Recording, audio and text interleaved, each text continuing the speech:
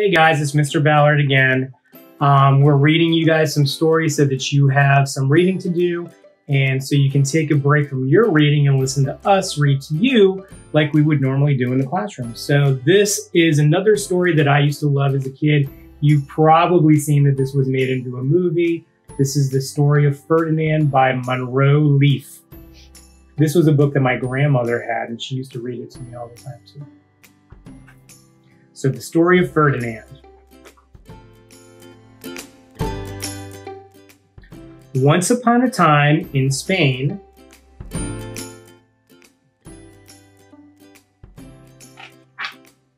there was a little bull and his name was Ferdinand.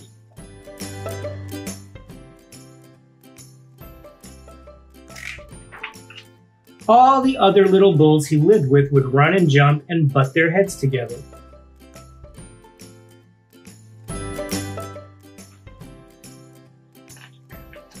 But not Ferdinand.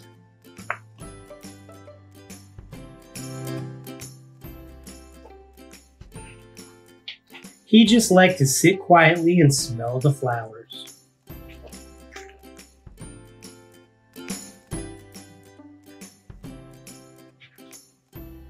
He had a favorite spot out in the pasture under a cork tree.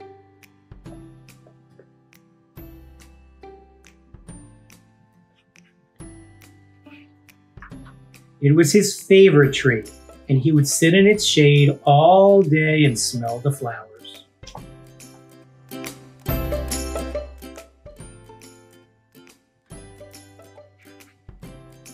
Sometimes his mother, who was a cow, would worry about him. She was afraid he would be lonesome all by himself.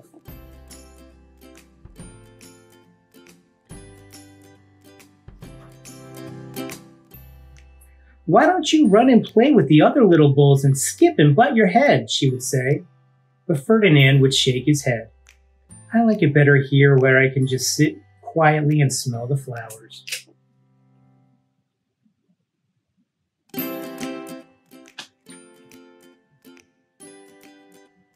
His mother saw that he was not lonesome, and because she was an understanding mother, even though she was a cow, she let him just sit there and be happy.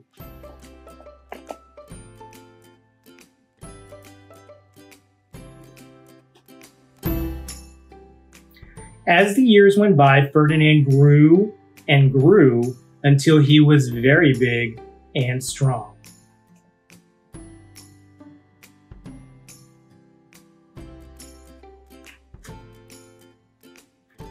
All the other bulls who had grown up with him in the same pasture would fight each other all day. They would butt each other and stick each other with their horns. What they wanted most of all was to be picked to fight at the bullfights in Madrid.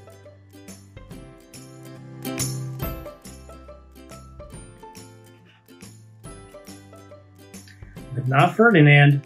He still liked to sit just quietly under the cork tree and smell the flowers.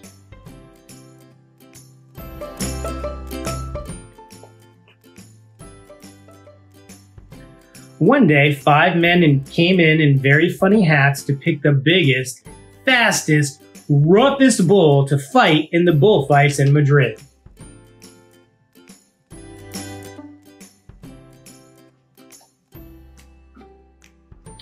All the other bulls ran around snorting and butting, leaping and jumping so the men would think that they were very, very strong and fierce and pick them.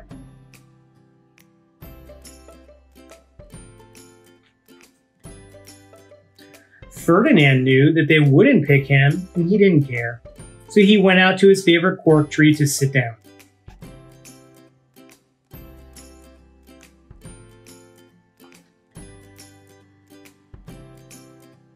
He didn't look where he was sitting, and instead of sitting on the nice cool grass in the shade, he sat on a bumblebee.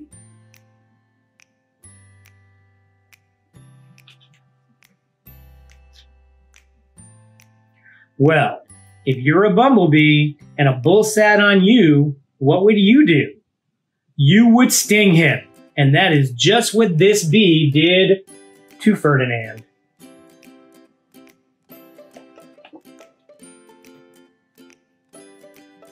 Wow, did it hurt? Ferdinand jumped up with a snort. He ran around puffing and snorting, butting and pawing the ground as if he were crazy.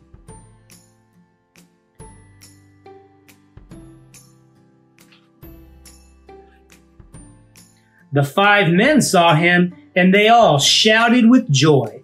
Here was the largest and fiercest bull of all, just the one for the bullfights in Madrid.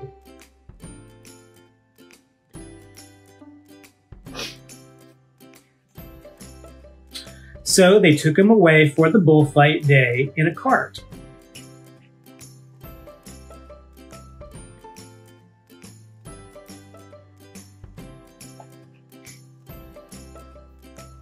What a day it was. Flags were flying, bands were playing.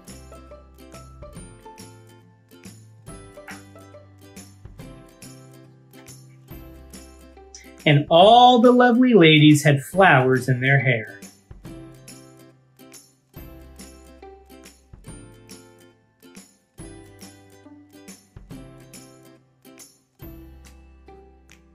They had a parade into the bull ring.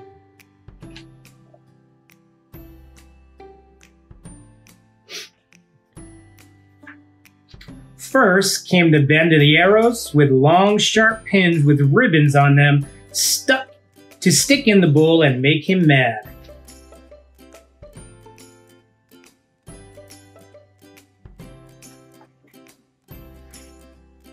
Next came the picadores, who rode skinny horses, and they had long spears to stick in the bull and make him madder.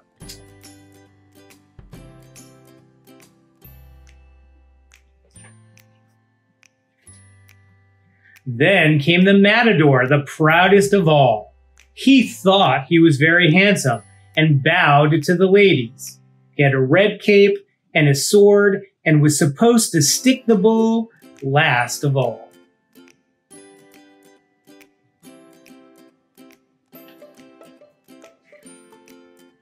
Then came the bull. And you know who that was, don't you? It was Ferdinand.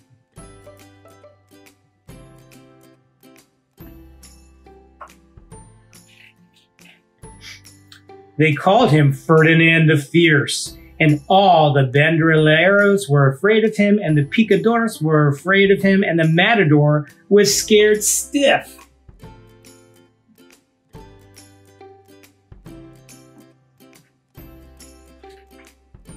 Ferdinand ran to the middle of the ring, and everyone shouted and clapped because they thought he was going to fight fiercely and butt and snort and stick his horns around.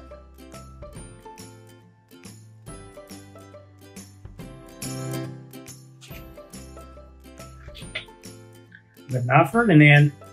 When he got to the middle of the ring, he saw the flowers and all the lovely ladies' hair, and he just sat down quietly and smelled.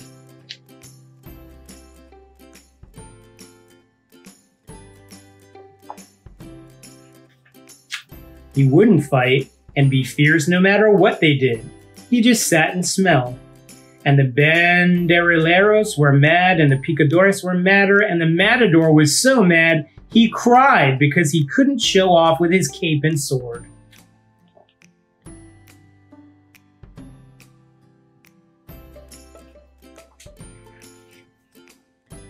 So they had to take Ferdinand home.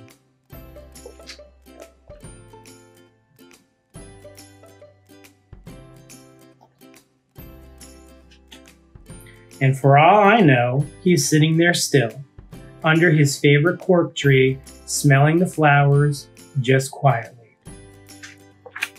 He is very happy.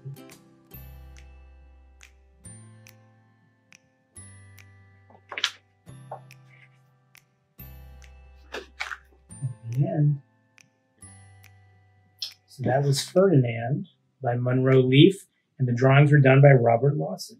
And I'm pretty sure this is in our library too. So if you are interested in the story and you want to hear it again, go ahead and check it out.